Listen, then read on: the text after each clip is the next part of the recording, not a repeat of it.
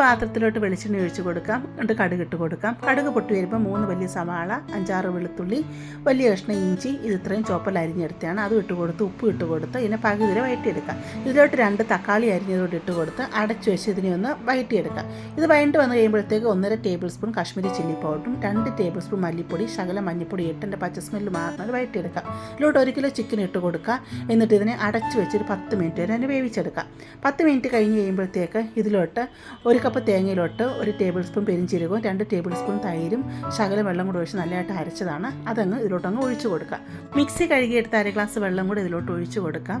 ഇതിലോട്ട് 3/4 ടീസ്പൂൺ വെച്ച് ഗരം മസാലയും കുരുമുളക് പൊടിയും കൂടി ഇട്ട് കൊടുക്കാം. അതുപോലെ ആവശ്യത്തിനുള്ള കറിവേപ്പിലയും ആവശ്യത്തിന് ഉപ്പും കൂടി ഇട്ട് കൊടുത്ത് ഇതിനെ നമുക്ക് ബാക്കി ഒരു 10 മിനിറ്റ് കൂടെ വേവിച്ചെടുക്കാം. 10 മിനിറ്റ് ആയപ്പോൾ നല്ല രീതിയിൽ ചിക്കൻ വെന്ത് വന്നിട്ടുണ്ട്. നമുക്ക് കസ്തൂരി മെത്തി 1 പിടി എടുക്കുക, ഇതിലോട്ട് ഇട്ട് കൊടുക്കുക. ആവശ്യത്തിന് മല്ലിയില ഇട്ട് ഇളക്കിയെടുക്കാം.